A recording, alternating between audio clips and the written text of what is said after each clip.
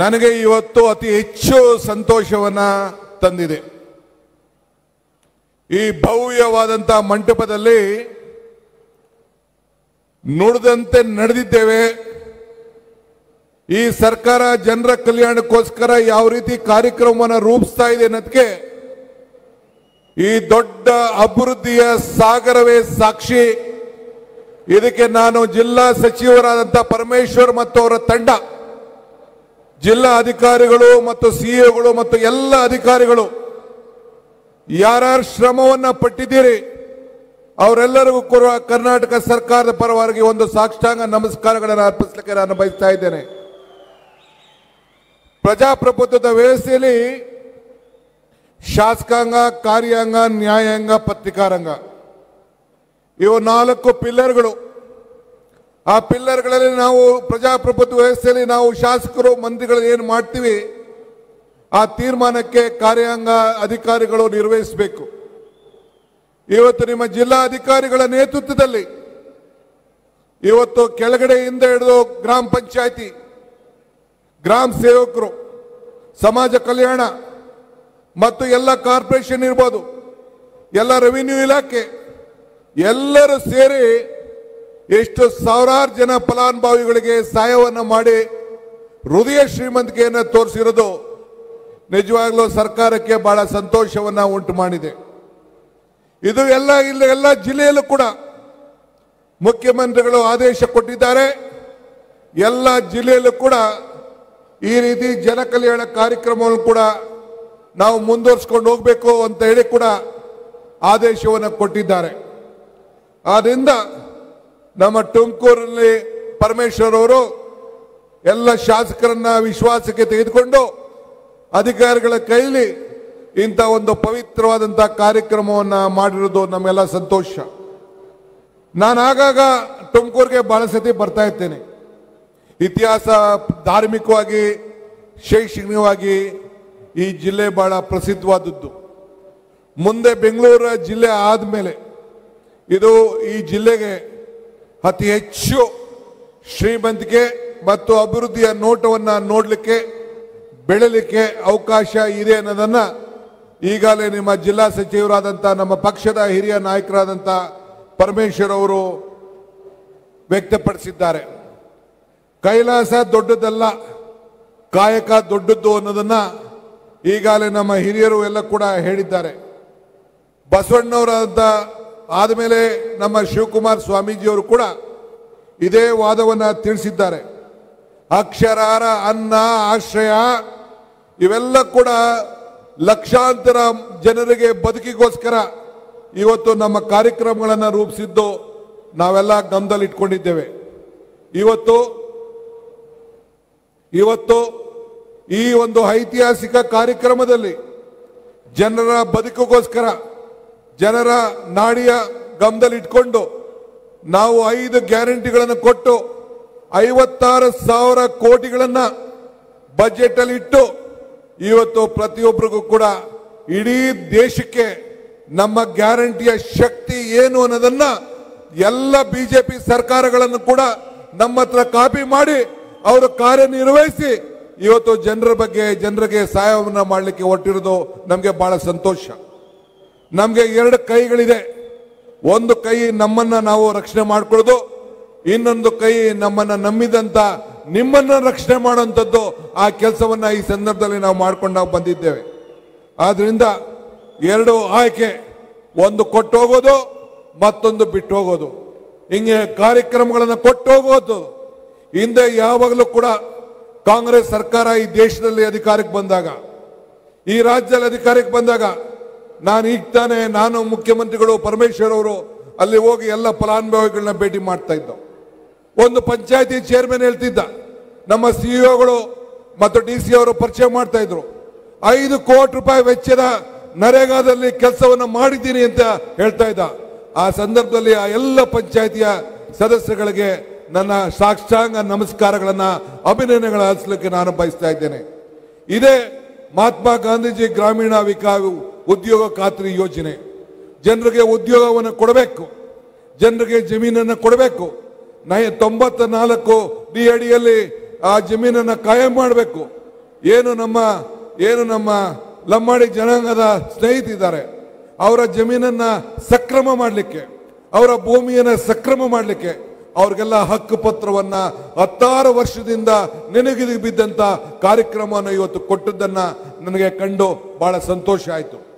ಹಿಂಗೆ ಇವತ್ತು 16 ಕಾರ್ಯಕ್ರಮವನ್ನ ಇವತ್ತು ಜನರ ಕಣ್ಣಿಗೆ ಸಾಕ್ಷಿಯಾಗಿದೆ. ನಾನು ಆಗಾಗ ಒಂದು ಮಾತು ಹೇಳ್ತಾ ಇರ್ತೀನಿ, ಅಕ್ಬರ್ಗೂ ಬೀರ್ಬಲ್ಗೂ ಒಂದು ಸಂಭಾಷಣೆ. ಅಕ್ಬರ್ ಬೀರ್ಬಲ್ ಕೇಳ್ದನಂತೆ, ಸತ್ಯಕ್ಕೂ ಸುಳ್ಳಿಗೂ ಎಷ್ಟೇ ಅಂತರ ಅಂತ. ಅವನು ಸ್ವಾಮಿ 4 ಬೆರಳು ಅಂತಂತೆ.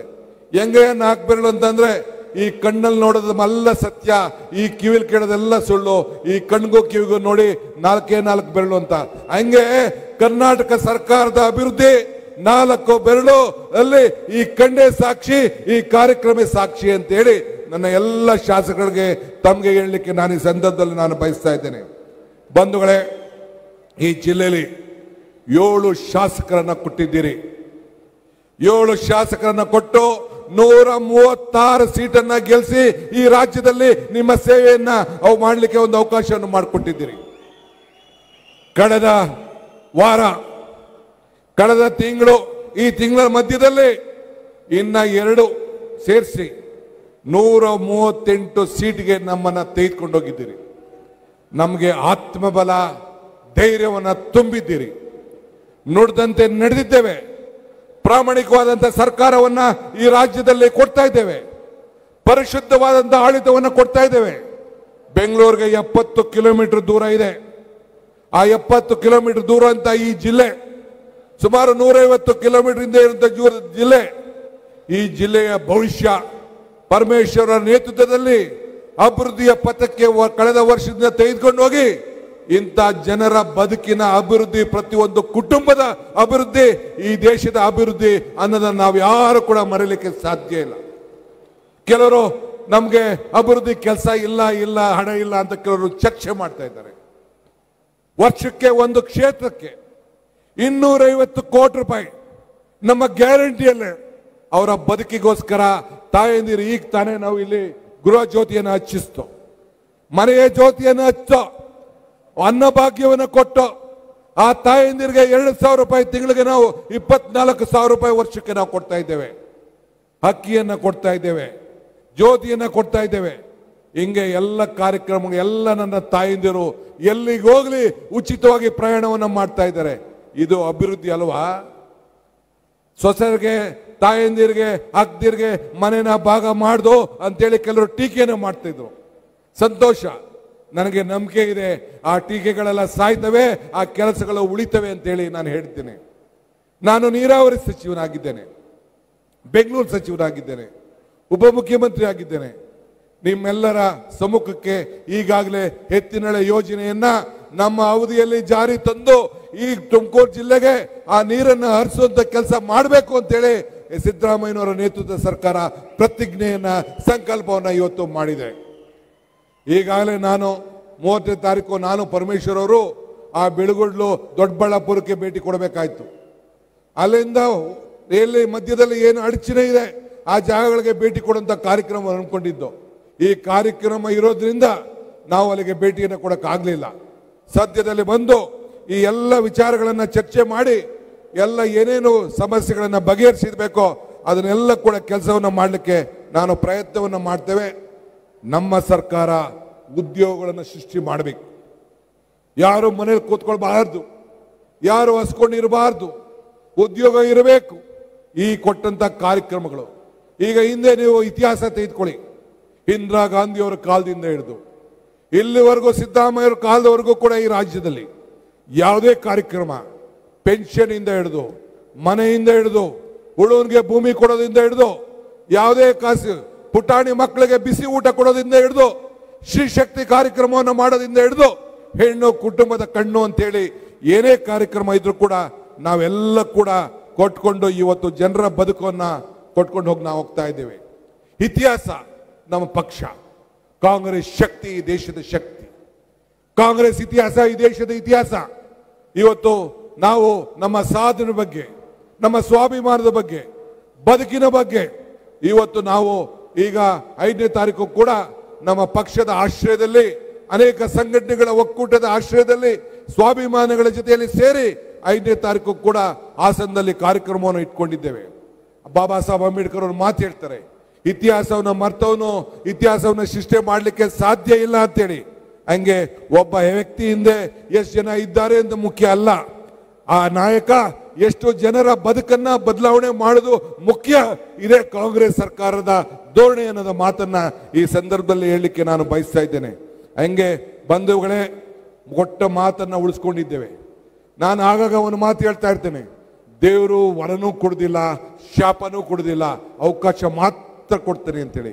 ಹಂಗೆ ಅವಕಾಶ ಕೊಟ್ಟಂತ ನಿಮಗೆ ನಮಗೆ ನಿಮ್ಮ ಸೇವೆಯನ್ನ ಮಾಡಲಿಕ್ಕೆ ನಾವು ಖಂಡಿತ ನಾವು ಮುಂದುವರ್ಸ್ಕೊಂಡು ಹೋಗ್ತೇವೆ. ಇವತ್ತು ತಾವೆಲ್ಲ ಸೇರಿ ನಮಗೆ ಬೆಂಬಲವಾಗಿ ನಿಂತಿದ್ದೀರಿ. ನಿಮ್ಮ ಆಶ್ರಯ ಮುಂದುವರಲಿ. ಒಂದು ಬಲಿಷ್ಠವಾದಂತಹ ಸರ್ಕಾರ ಇದೆ. ನನ್ನ ಎಲ್ಲ ವಿರೋಧ ಪಕ್ಷದ ನಾಯಕರುಗಳಿಗೆ ಹೇಳೋದಿಷ್ಟೇ, ನಮಗೆ ಜಾತಿ ಧರ್ಮ ಪಕ್ಷ ಭೇದ ಇಲ್ಲ. ಜನರ ಕಲ್ಯಾಣ ಮುಖ್ಯ. ಎಲ್ಲರನ್ನು ಒಟ್ಟಿಗೆ ತೆಗೆದುಕೊಂಡು ಹೋಗುವಂತ ಕೆಲಸವನ್ನು ಮಾಡ್ತೇವೆ. ನೀವು ನಾವೆಲ್ಲ ಸೇರಿ ಒಟ್ಟಿಗೆ ಈ ರಾಜ್ಯದ ಜನತೆಗೆ ಬುದ್ಧಿಯನ್ನ ಕಲಿಸುವಂಥದ್ದು ಏನು ಅವಶ್ಯಕತೆ ಇಲ್ಲ. ಜನರು ಬಹಳ ಪ್ರಜ್ಞಾವಂತಿದ್ದಾರೆ, ವಿದ್ಯಾವಂತರಿದ್ದಾರೆ, ಬುದ್ಧಿವಂತರಿದ್ದಾರೆ. ಯಾವಾಗಲೂ ಕೂಡ ಅವರು ನಮಗೆ ಆಶ್ರಯವಾಗಿ ನಿಂತ್ಕೊಳ್ತಾರೆ. ಮರಕ್ಕೆ ಬೇರೆ ಎಷ್ಟು ಮುಖ್ಯನೋ ಮನುಷ್ಯಗೆ ನಂಬಿಕೆ ಕೂಡ ಅಷ್ಟೇ ಮುಖ್ಯ. ಹಂಗೆ ನಮಗೆ ನಿಮ್ಮ ಬಗ್ಗೆ ಅಪಾರವಾದಂಥ ನಂಬಿಕೆ, ಬಡವರ ಕಲ್ಯಾಣದ ಬಗ್ಗೆ ನಂಬಿಕೆ, ಜಾತ್ಯತೀತ ವ್ಯವಸ್ಥೆ ಬಗ್ಗೆ ನಂಬಿಕೆ, ಸಂವಿಧಾನದ ಬಗ್ಗೆ ನಂಬಿಕೆ. ಅದನ್ನ ಒಟ್ಟಿಗೆ ಸೇರಿ ನಾವು ಮಾಡಿಕೊಂಡು ನಾವು ಹೋಗೋಣ. ಇನ್ನು ಬಹಳ ವಿಚಾರಗಳು ಬೇರೆ ಸಂದರ್ಭದಲ್ಲಿ ನಮ್ಮ ನಾಯಕರುಗಳು, ಮುಖ್ಯಮಂತ್ರಿಗಳು ಮತ್ತು ಅನೇಕ ನಾಯಕರುಗಳು ಮಾತಾಡೋರಿದ್ದಾರೆ. ತಾವೆಲ್ಲ ಇಷ್ಟು ದೊಡ್ಡ ಸಂಖ್ಯೆಯಲ್ಲಿ ಪಾಲ್ಗೊಂಡಿದ್ದೀರಿ. ಮತ್ತೊಮ್ಮೆ ನಾನು ನನ್ನ ಜಿಲ್ಲಾ ಡೆಪ್ಟಿ ಕಮಿಷನರ್ಗೆ ನನಗೆ ಬಹಳ ಆತ್ಮೀಯರವರು, ಉತ್ತಮವಾದಂಥ ಕೆಲಸವನ್ನು ಮಾಡಿ ಇಡೀ ರಾಜ್ಯಕ್ಕೆ ಒಂದು ಮಾರ್ಗದರ್ಶನದಲ್ಲಿ ಅವರು ಸಿಇಒ ಅವರಿಬ್ಬರು ಸೇರಿ ಉತ್ತಮವಾಗಿ ನಮ್ಮ ಪರಮೇಶ್ವರ್ ಅವರ ಮುಖಂಡತ್ವದಲ್ಲಿ ಅವರ ಟೀಮ್ ಎಲ್ಲ ಸೇರಿ ಚೆನ್ನಾಗಿ ಕೆಲಸ ಮಾಡಿದ್ದಾರೆ. ಸರ್ಕಾರ ಸಂಪೂರ್ಣವಾಗಿ ಅವರಿಗೆ ಅಭಿನಂದಿಸ್ತದೆ ಅನ್ನೋ ಮಾತನ್ನು ಹೇಳಿ ನನ್ನ ಮಾತನ್ನು ಮುಗಿಸ್ತೇನೆ. ಜೈ ಹಿಂದ್, ಜೈ ಕರ್ನಾಟಕ.